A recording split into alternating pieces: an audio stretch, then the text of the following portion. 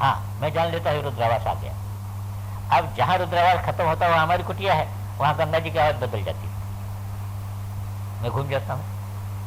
तो देखो शब्द से जान लेता है ना। यहाँ तक कि वो जब कोई चढ़ाता था, मान लीजिए कोई आया आपको रुपया चढ़ाया, तो नोट आजकल होता है ना, वो नोट की ध्वनि उनको पता लग जाती थी। हाँ, यदि उनको नहीं चढ़ाया तो बिल्कुल नाराज हो जाते। यदि कहे कि भाई जो है वह नहीं चढ़ा, कहा नहीं उनको चढ़ाया। हमने कहा चढ़ाया तुमको कैसे? अरे कहा हमको ध्वनि पता लग जाती, कुछ भी बने एक अनुमान लगा लेते। हाँ, ध्वनि पकड़ लेते। तो देखो कैसा ज्ञान हो जाता, ध्वनि से ज्ञान हो जाता है। ये मैं कह रहा था कि यहाँ पर जहाँ पर मैं जाता हूँ कभी तो देखने जाता हूँ, तो वो बहरे हैं, तो जो बहरा होगा वो बोल नहीं सकता, वाणी है उनको, पर बिना बालक सुने नहीं बोल सकता। कभी शब्द नहीं सुना तो बोलेगा कैसे? अब उनका स्कूल है, वो उनका स्कूल है, और वो स्कूल में जो है बड़ी सुंदर पढ़ाई होती है उनकी, तो उनको लिखते हैं, देखते तो ही है ना, देखते हैं, देखते से उसी से ज्ञान कराते। आप ऐसे अर्जुन लिख दो है, या आप अर्जुन की फोटो रख दो, ये कौन है, झट अर्जुन लिख देगा वो, तुरंत अर्जुन लिख देगा वो। आप फोटो लेके इसकी किसकी फोटो है, झटो लिख देगा। और दूसरे वो उसको पता है उस फोटो का उस शब्द के साथ संबंध हो, ग्रहित कर लेता, वो लिखने से ग्रहित कर लेगा, वो लिखने से ग्रहित कर, वो ग्रहित कर। मान लीजिए बहन है तो ऐसे तो कृष्ण, तो उसके भी सब बोल जाता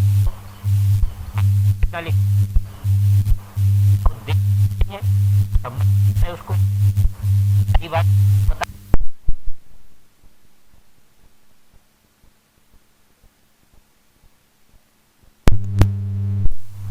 उसको कहने की जरूरत नहीं पड़ती, बताएगा कैसे, बोल तो नहीं पाता, वो झट इशारे से बताता, इशारे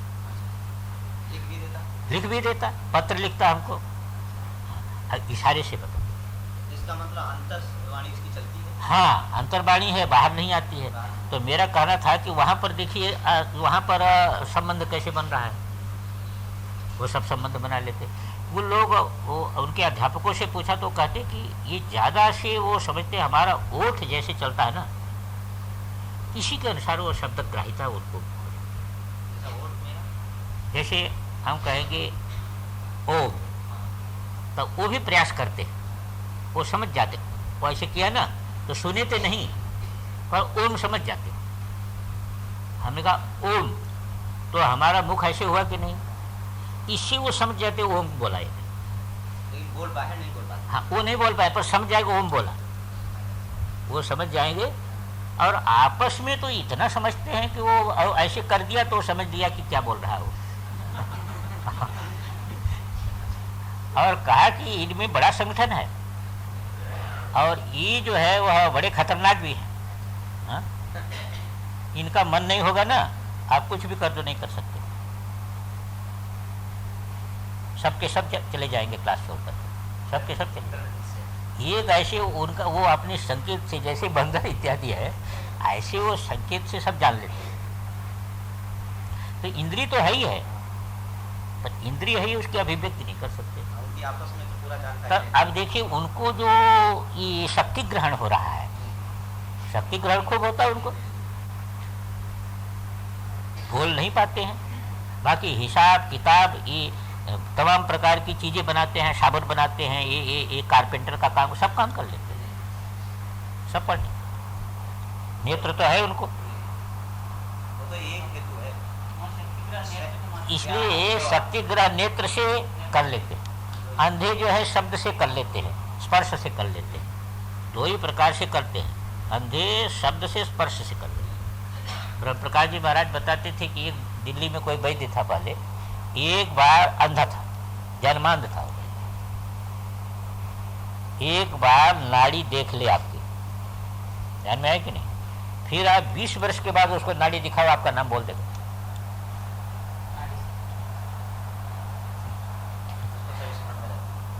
वो नाड़ी से बोल देगा, नाम बोल देगा। ये आपके गंगेश्वरानंद जी, अद्भुत स्मृति थी। ये तो अंधे की नहीं। एक बार यात्रा में गए थे, यहाँ पर जो है तो 600 लोग इनके साथ थे। तो उसमें तो डंडी कंडी चलती थी ना। अब सवेरे तो 2 घंटा 3 घंटा में यही किसका कुली कौन है, किसका क्या है, बड़ा मुश्किल हो जाता था। 600 लोग थे बस। उनका अच्छा चलो इधर आओ, कुली इधर के, तुम्हारा कुली क्या नाम है, तुम्हारा कुली का क्या नाम है, तुम्हारे डंडी वाले का क्या नाम है, के डंडी वाले का क्या नाम है, सारा सुन लिया उन्होंने। दूसरे दिन बस कुर्सी पर बैठ जाते, ए तुम इनके पास जाओ, तुम इनके पास जाओ, तुम इनके पास जाओ।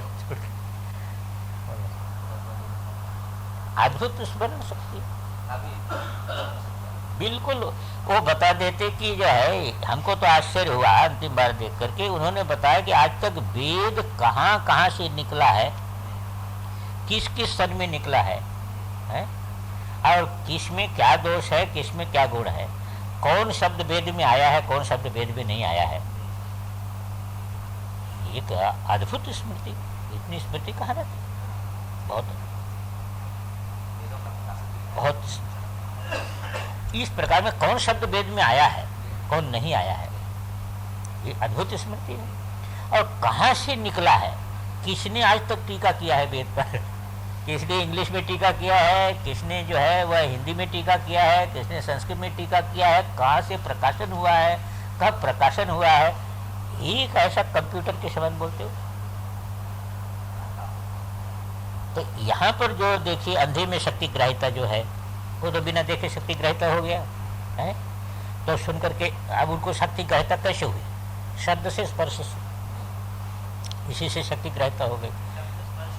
हाँ, अब जो है वो रूप कैसे दिखे, रूप से नहीं होगा, वो तो अंधे हैं। हाँ, वो अंधे हैं, जो बोल नहीं सकते हैं, बहरे हैं, उनको रूप से जो है वह हो जाएगा। इस प्रकार शक्ति ग्राहिता हो जाएगी। तो शक्ति ग्राहिता के ये तो वो होगा उसमें, पर हमने जो बात कही वो बताया। तो यहाँ पर तो हम लोग आवांतर में चले गए, समय भी हो गया, पर एक श्लोक तो कर ही लेना है। और कि जो उसका शरीर रहेगा तो कर्म तो होगा कि नहीं, तो कर्म का संचय होगा कि नहीं उसको। कहा कर्म फलम शुभम अशुभम मिथ्या ज्ञानेन संगमादेव विषमो हि संग दोष तस्कर योगोप्य तस्करस्यैव। कहते शुभाशुभ ही तो कर्म फल है, पर शुभाशुभ कर्म फल इस जीव को क्यों मिलता है? मिथ्या ज्ञान से मिलता है। शुभाशुभ जो कर्म फल है, इसका फल का हेतु क्या है? मिथ्या ज्ञान। मिथ्या ज्ञान जो है, ये शरीर आदि के साथ उसका मिथ्या ज्ञान होता है, मैं हूं, तो इसके साथ वह अपने को संबंधित मान लेता है।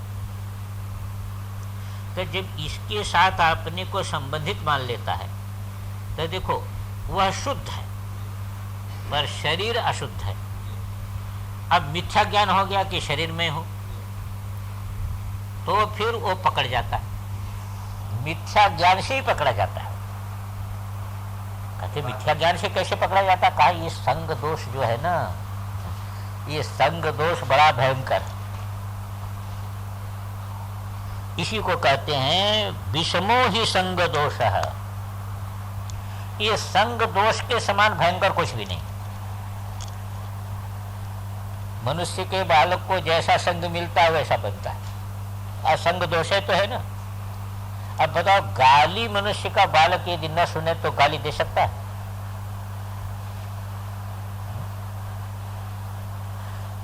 वो नहीं दे सकता। क्रोध का चित्र, ये सारा का सारा जो भाव भंगिमा जो होती है, भाव भंगिमा देखता है, भाव भंगिमा का अनुभव करता है, फिर वैसे हो जाता है। तो ये जो संग है, कैसे शरीर का संग इस समय है। एक संत कहते थे कि देखो, कैसे शरीर में तुमने आत्मबुद्धि किया? जिस शरीर को में बढ़िया बढ़िया मिठाई, बढ़िया बढ़िया दूध, केसर, कस्तूरी सब जिसमें छोड़ो और सवेरे वो विष्टा हो जाता है। इतनी दिव्य वस्तुएं जिसके संग से विष्टा बन जाती है, उस शरीर का संग यदि करे तो वह कैसा होगा इसको समझिए। विषमो ही संग दोष, ये संग दोष बड़ा विषम है, बहुत विषम। कोई बड़ा भारी सच्चा व्यक्ति है पर चोर के संग जा रहा था, चोर के संग जा रहा था तो पकड़ा गया तो सीधे जेल जाएगा कि नहीं? सीधे जेल जाएगा कि नहीं? उसी का तस्कर योगोपि अतस्कर से, जिसने जीवन में कभी चोरी नहीं किया, सच्चा व्यक्ति है, पर चोर के संग जा रहा था, पकड़ लिया गया, तो जब पकड़ लिया गया तो फिर जो है वह उसको वही सजा मिलेगी कि नहीं? इसी प्रकार ये चेतन आत्मा है, ये जो है वह शुद्ध बुद्ध मुक्त स्वभाव है, इसमें कोई दोष नहीं है, तुम्हारे में कोई दोष नहीं है। पर ये शरीर के संग में पड़ गए तुम, तो सभी दोष तुम्हारे में प्रतीत होंगे, तुम पकड़े जाओगे, जन्म मरण के चक्र में पकड़े जाओ। तो जन्म मरण के चक्र में ये पकड़ा तक कब तक गया? जब तक जो है मिथ्या ज्ञाने न, मिथ्या ज्ञान के कारण इनके साथ संबंध बन गया तो पकड़ा गया। मिथ्या ज्ञान हट गया तो कोई संबंध है ही नहीं। असंगो यम पुरुष, अपना स्वरूप असंग है। पर दर्पण का किसी भी मुख के साथ आज तक संबंध बना नहीं, कि बना है? दर्पण का दर्पण में दिखा मुख, पर किसी भी मुख के साथ संबंध बना नहीं। पर्दे का किसी भी चित्र के साथ संबंध बना नहीं। चेतन का किसी भी जो है कल्पित जड़ पदार्थ के साथ कोई संबंध बना नहीं। तो अपना किसी भी जो है वह जगत के साथ कोई संबंध बना ही नहीं। लेकिन संबंध न होने पर मिथ्या ज्ञान संबंध बना देता है, बस है? मिथ्या ज्ञान संबंध बना देता है कि नहीं? रस्सी में सर्प त्रिकाल में नहीं है, पर मिथ्या ज्ञान संबंध बना दिया, अब सर्प दिखाई दिया हुआ पर। तो मिथ्या ज्ञान के कारण संबंध, और इस संबंध के कारण जो अनात्माध्यास हो गया, अनात्मा में आत्मबुद्धि हो गई, इससे कर्म के साथ संबंध, कर्म के साथ संबंध हो गया तो जन्म मरण के चक्र के साथ संबंध हो गया। लेकिन उसका मिथ्या ज्ञान दूर हो गया है। जब मिथ्या ज्ञान दूर हो गया है तो उसका संबंध शरीर रहते हुए भी ज्ञानी के साथ, शरीर से जगत से कोई संबंध है नहीं।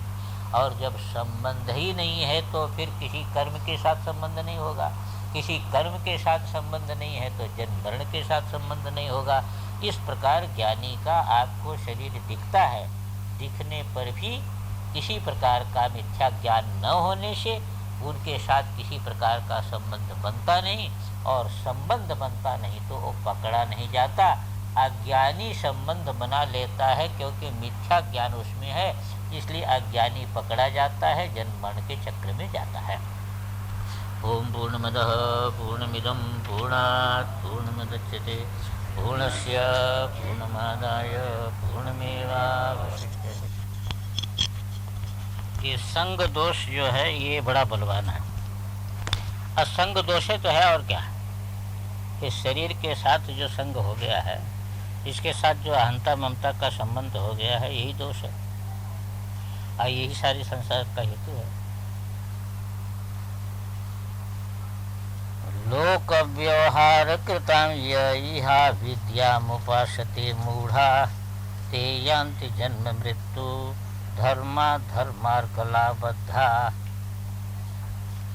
अब व्यक्ति जन्म लेता है, जन्म लेकर के लोक में जैसा बताया जाता है, तुम्हारा ये नाम है, तुम्हारा ये घर है, तुम्हारी ये जाति है, तुम्हारा ये व्यवहार है, और फिर उसी के अनुसार जो है वह शास्त्र बताया जाता है। इस शास्त्र में तुम्हारे लिए इस प्रकार का धर्म है, इस प्रकार का करना चाहिए, और उसी प्रकार जो है वह करना वो शुरू कर देता है। ये अविद्या में उपासते, ये अविद्या उपासना कि लोक व्यवहार को ही सत्य मान करके, इधर थोड़ा सर इधर आ जाओ, तो अरे तुम जो है तुम फिर यहाँ से चले गए, जब आगे बैठे तो फिर आगे ही बढ़ो। तो ये लोक व्यवहार जो है, ये लोक व्यवहार को लेकर के ये सारा की सारी प्रवृत्ति का हेतु क्या है? ये लोक व्यवहार है। लोक व्यवहार को लेकर के सारी की सारी प्रवृत्ति है। और ये लोक व्यवहार किस पर केंद्रित है, किस पर टिका हुआ है? तो ये अज्ञान पर टिका हुआ है। जैसे स्वप्न का सारा व्यवहार किस पर टिका हुआ है? जागृत का जो अज्ञान है उसी पर स्वप्न का सारा व्यवहार टिका हुआ। इसी प्रकार स्वरूप का जो अज्ञान है उसी पर सारा का सारा ये जागृत व्यवहार टिका हुआ है। तो स्वरूप के अज्ञान पर ही वो जागृत व्यवहार टिका हुआ है। और ये जो व्यवहार है, इसी व्यवहार को सत्य मान लिया, इसी व्यवहार को मान लिया सत्य, और सत्य मान करके उसे प्रवृत्त हो गया। सारा जगत इसी में तो प्रवृत्त हो रहा है ना। अरे सारे जगत में प्रवृत्ति किस प्रकार चल रही है? इसी लोक व्यवहार को लेकर के सारी की सारी, इससे छूटना जो है वह बड़ा कठिन ही है। इससे कैसे छूटे? पर मुख्य चीज इसमें ध्यान देने की यह है कि स्वरूप के अज्ञान पर ये व्यवहार टिका है। तो अज्ञानज है। अब इसी को सत्य मान करके यदि सारी की सारी प्रवृत्ति केंद्रित हो जाए तो जन्म मरण के चक्र में ही डालने वाली होगी, वो स्वरूप में प्रतिष्ठा कराने वाली तो नहीं होगी।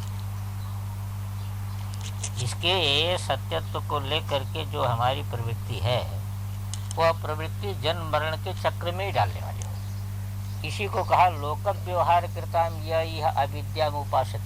बूढ़ा, ये बूढ़ा जो अज्ञानी जन, यह यहाँ पर जो है मनुष्य शरीर पा करके जन्म लेकर के लोक व्यवहार कृताम अविद्या में उपासते, लोक व्यवहार जो है से प्राप्त जो ये अविद्या, अविद्यात्मक जो कर्म है उस कर्म में लगे रहते हैं।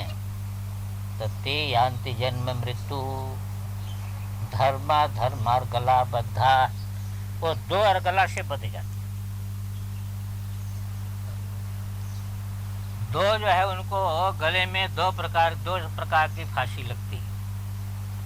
धर्म किए तो उसके लिए क्या होगा? स्वर्ग जाना पड़ेगा। अधर्म किया तो उसके लिए जो है वह नरक जाना पड़ेगा, कृमि कीट पतंग बनना पड़ेगा। है दोनों अर्गले,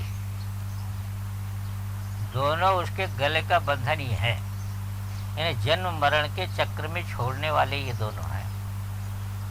तो इन दोनों से बधा हुआ वो पुनरपि जननम पुनरपि मरणम पुनरपि जननी जठरे शयनम उसको प्राप्त करता है।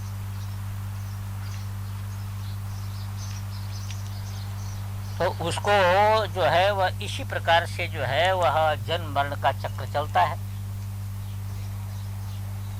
अब कहते हैं जन्म मरण का चक्र चलता है, पर ये है कि ज्ञानी का भी शरीर होता है और लोक व्यवहार के अनुसार उसकी प्रवृत्ति होती है। तो उसके शरीर से भी धर्म तो होगा ही। दूसरी चीज ये है कि अनेक जन्मों में धर्म का अर्जन है। एक शरीर में तो उसका क्षय नहीं हो जाएगा। ये जो शरीर जो मिला है ये कुछ कर्मों का फलभूत है, क्योंकि सभी कर्मों का फल एक शरीर में नहीं भोगा जा सकता है।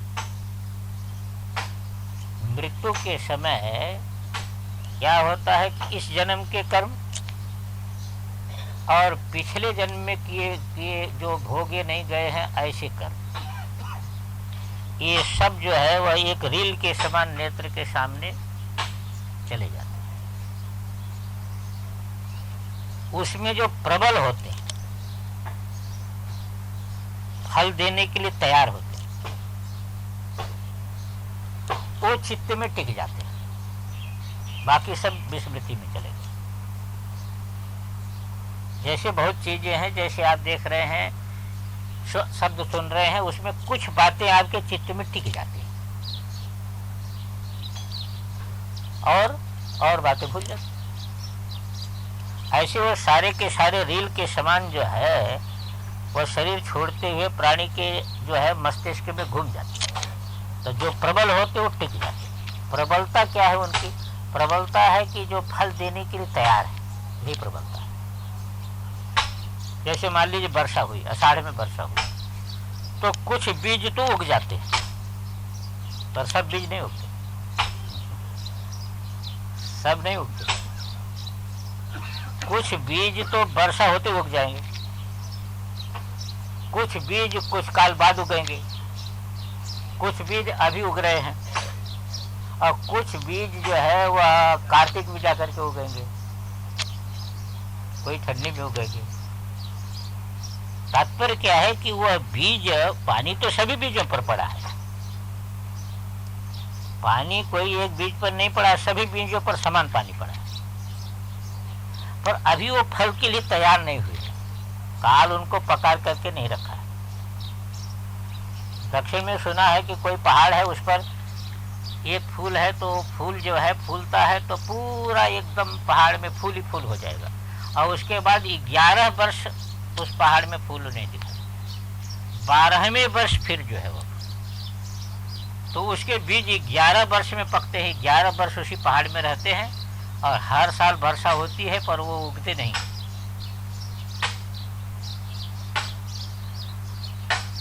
काल जब उनको पकाता है तब उगते हैं। ऐसे जो कर्म फल देने के लिए तैयार है, तेज है, उनको काल पका दिया, वो रह जाते हैं चित्त में, बाकी विस्मृति में चले जाएंगे। और उसमें से अधिक जिस शरीर में भोगे जा सकते हैं, ऐसे शरीर की स्मृति हो जाएगी। ऐसी शरीर की स्मृति होगी तो ये शरीर छूट जाएगा, इस शरीर की विस्मृति हो जाएगी। देखिए यही कर्म का संबंध, कर्म को तो मैं कह रहा हूं ना, कर्मों का फल भोग, कर्मों का फल भोग जिस शरीर में, उसमें से अधिक कर्म जिस शरीर में भोगे जा सकते हैं, ऐसे शरीर को यहीं पर पकड़ लेगा चित्त, और फिर ये शरीर छूट जाएगा।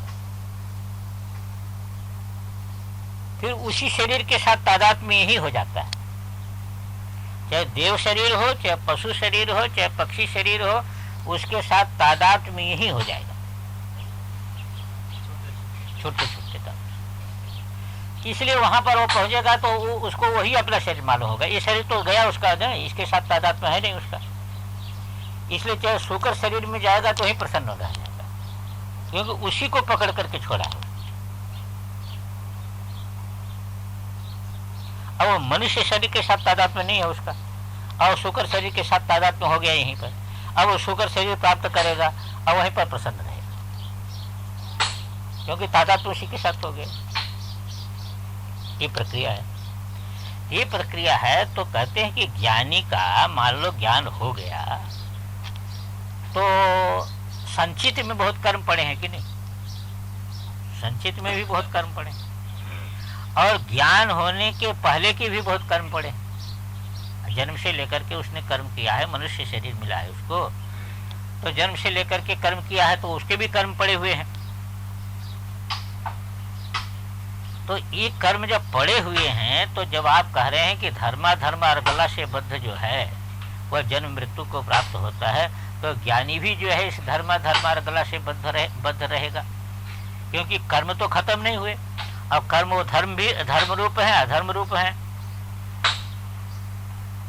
अब कहा कि नहीं, जैसे आप रुई इकट्ठा करते जाइए करते जाइए करते जाइए, कई वर्षों तक इकट्ठा करिए, तो आग लगाइए तो सब जल जाएगी झटकी नहीं कि उसमें से कुछ शेष नहीं। इसी प्रकार कहते हैं अज्ञान काल निश्चित। अज्ञान काल में ये धर्म कर्म का संग्रह करता है। अज्ञान काल में इकट्ठा किया गया है, क्योंकि ज्ञान काल में तो इकट्ठा होगा नहीं, ज्ञान के बाद जो है उसके साथ संबंध नहीं बनेगा। तो अज्ञान काल में बहुत धर्म इकट्ठा करके रखा है। क्या इकट्ठा किया है? धर्मात्मकम तो कर्म, धर्मात्मक कर्म, जिसको अज्ञान काल में यह इकट्ठा करके रखा है, वह विज्ञान दीप्ति वशात नश्यति। वह विज्ञान जो है अग्नि, विज्ञान अग्नि जहां पर उद्भूत हुई तहां पर वो सारा का सारा जल जाता है। यहीं पर आप देखिए कि जैसे मान लीजिए कि स्वप्न में आप व्यवहार कर रहे हैं, तो स्वप्न में कोई आपने पाप किया या स्वप्न में आपने पुण्य किया, उसका संबंध स्वप्न काल में बना है। स्वप्न काल में उसका संबंध बना हुआ है, पर अब जागने पर उसका संबंध टूट जाता है। जो आपने कर दिया उसका संबंध कैसे टूटता है? देखिए, स्वप्न में आपने कर दिया है और स्वप्न काल में उससे आप बंधे हुए हैं। स्वप्न काल में उसको आप नहीं काट पाए हैं, स्वप्न काल में आप बंधे हुए हैं उससे। जगते ही उससे संबंध, वो जो किया हुआ है उसका संबंध कैसे टूट जाता है? जगने पर उसका संबंध टूट जाता है। न वो धर्म रह जाता है, न अधर्म रह जाता है, दोनों से इसका कोई संबंध बनता नहीं। इसी प्रकार अज्ञान काल में जो कर्म किए गए हैं, जो संचित इसका है, तो वो जहां स्वरूप में जगा, तो जहां स्वरूप में जगा तो स्वरूप में जगते ही अज्ञान ध्वंस हुआ और उसके साथ जो है कभी सभी कर्म जो है उनके साथ संबंध टूट गया। संबंध ही टूट गया। अब कहते संबंध आपका टूट गया, पर जाएंगे कहाँ? अब जहाँ जाएंगे जिस चीज से संबंध टूट गया तो सरकारी खजाने में जमा हो जाए या जो है आपके लिए तो भस्म हो गए, आपके लिए तो भस्म हो गए, आपके लिए क्या संबंध? तो ये कहने का तात्पर्य है कि वो कैसे, उसमें उदाहरण देते हैं चिर संचित में तूलम। कहते बहुत जो है वह दिनों से जो है संचित किया गया है, जो रुई, वो बहुत दिनों से संचित की गई जो रुई है, वो जैसे जो है अग्नि से तुरंत नाश को प्राप्त हो जाती है, ऐसे विज्ञान दीप्ति वशात, विज्ञान रूपी दीप्ति से वो सारा का सारा नाश को प्राप्त हो जाता है। अब कहते हैं कि अच्छा मान लो संचित नाश को प्राप्त हो गया, तो संचित नाश को प्राप्त हो गया, जो पहले का संचित है वो नाश को प्राप्त हो जाएगा। यहाँ ज्ञानोदय के पहले जो कर्म किया है वो भी नाश को प्राप्त हो जाएगा। ये दोनों तो नाश को प्राप्त हो जाएंगे, पर अभी शरीर उसका रहेगा, तो शरीर रहेगा तो शरीर से कर्म होगा, तो कर्म होगा तो उसका तो फल मिलेगा उसको, वो तो नाश को नहीं प्राप्त होगा। वो तो ज्ञान के बाद हुआ, ज्ञान के पहले का तो नष्ट हो, पर ज्ञान के बाद होगा वो रहेगा कि नहीं? तो कहा ज्ञान प्राप्त कृतमपि न फलाय ततोस्य जन्म कथम गत जन्म बंध योगो भाति शिवार्क स्वदीधि भी।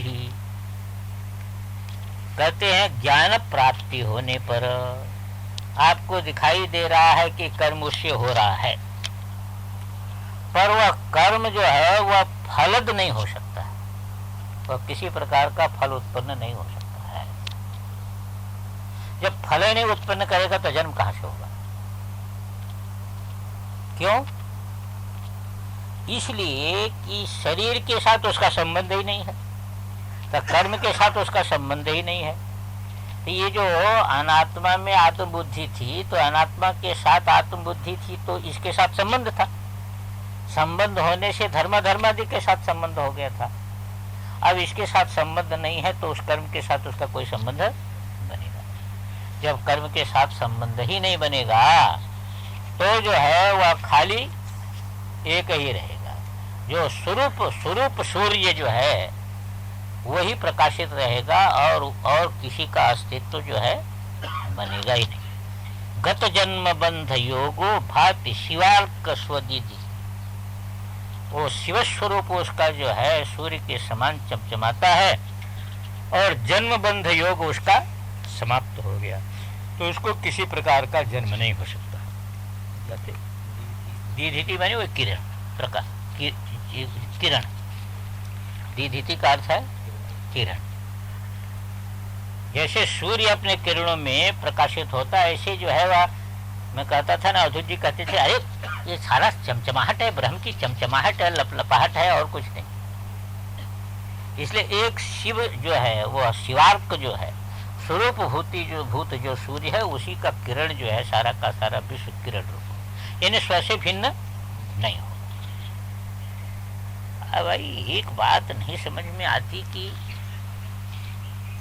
ये कर्म जब करेगा, तो कर्म तो बिना फल के कभी छोड़ता नहीं है किसी। तो कर्म तो स्वरूप से नाश हुआ नहीं उसका, तो फल क्यों नहीं उत्पन्न करेगा? कहते हाँ, फल उत्पन्न इसलिए नहीं करेगा कि जैसे मान लीजिए धान है, तो धान जमीन में आप बोएंगे तो अंकुर, पानी देंगे तो अंकुर आ जाएगा, धान का पेड़। और धान को क्या करिए कि उसका जो धान का ऊपर का टूण होता है ना, उसको निकाल दीजिए, भूसी निकाल दीजिए उसकी, और निकाल करके फिर बो दीजिए उसको।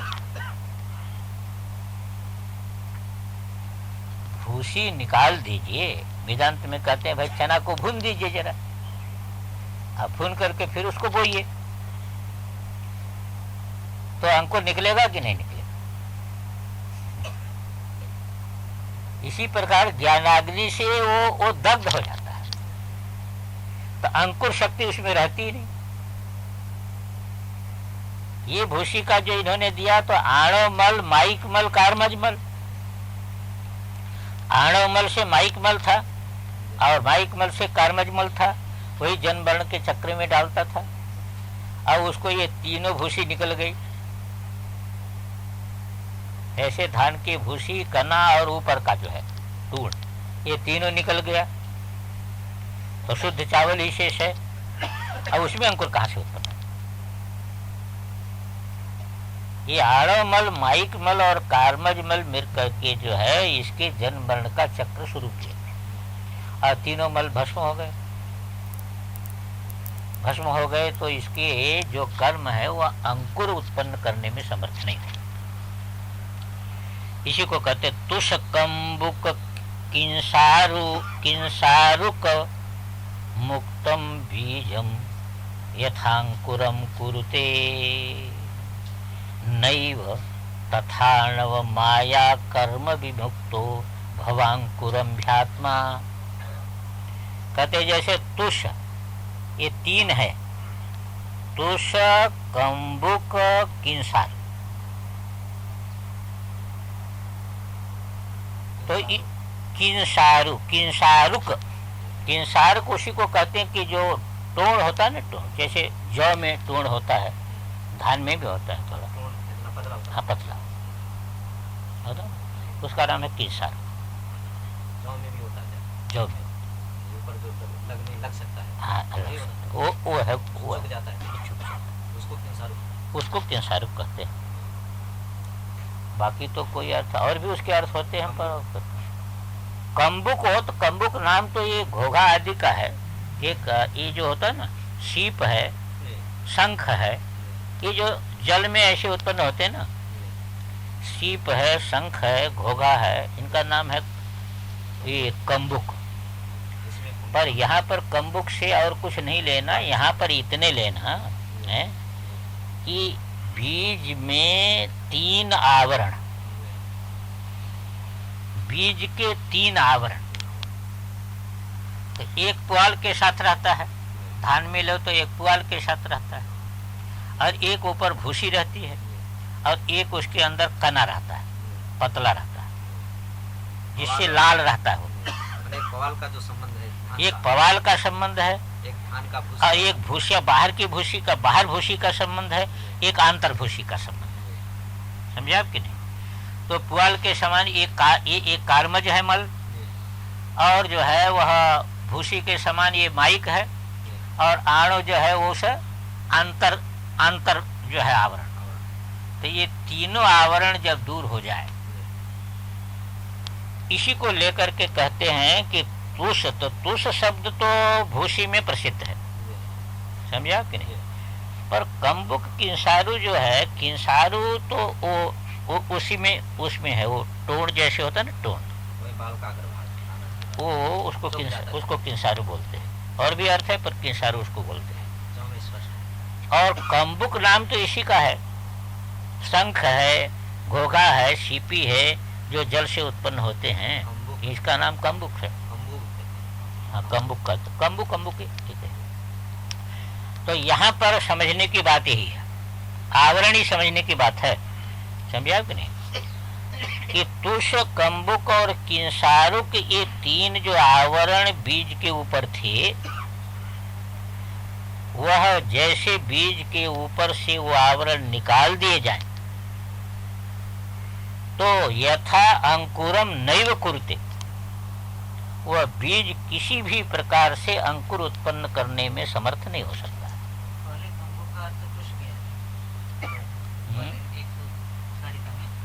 भाई तुष नहीं किया था, वो आवरण ही किया था। भाई आवरण वहां भी किया था, अर्थ वहां भी हमने 3 आवरण बताया था, था एक ही कम्बुक ही था वहां।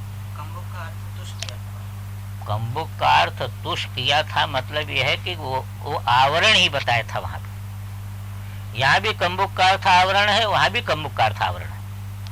और हमने वहीं पर संकेत आपको कर दिया था कि जैसे धान में 3 प्रकार का आवरण होता है,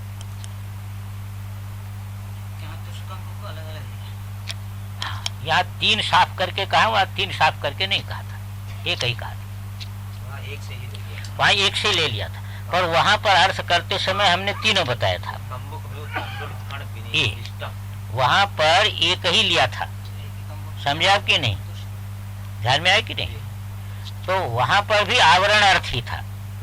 अंतर कम्बुक और तुष में इतना है कि एक बाहरी भूसी है, भीतरी बस इतने है, भूसी है, दोनों का अर्थ भूसी है। जिसको हिंदी में जो है तंडुल में एक लाल आवरण होता है, जिसको कना कहते हैं, वो कहते हैं सूक्ष्म है, उसको सूक्ष्म मानते हैं, और भूसी को उससे स्थूल मानते हैं, है ना? और पुआल उससे स्थूल हुआ, पुआल उससे स्थूल हुआ। दूसरे जगह जहाँ पर ये बात आती है, आगम की ये बात दूसरे जगह भी आती है, तो वहाँ पर 3 लेते हैं सीधे, एक कना, एक भूसी और एक पुआलंश। तो पुआलंश जो है को कर्म के समान मानते हैं, और भूसी को माइक के समान, माइक मल के समान मानते हैं, और जो कना है वो जो है उसको आड़ो मानते हैं। जैसे यहाँ पर स्थूल शरीर, सूक्ष्म शरीर, कारण शरीर, ये तीनों शरीर से संबंध हटा दीजिए आप, तीनों शरीरों से आपका संबंध हट गया है, तो हट गया है तो जन्म मरण का चक्र सदा के लिए समाप्त हो जाएगा। कभी भी कोई भी कर्म जो शरीर से हो रहा है, बीज उत्पन्न नहीं कर सकता। ये बीज उत्पन्न तब करता है जब इसके साथ संबंधित होता है।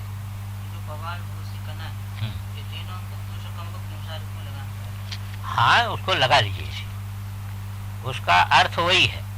अब जिसमें आपको पटे उसमें लगा लीजिए।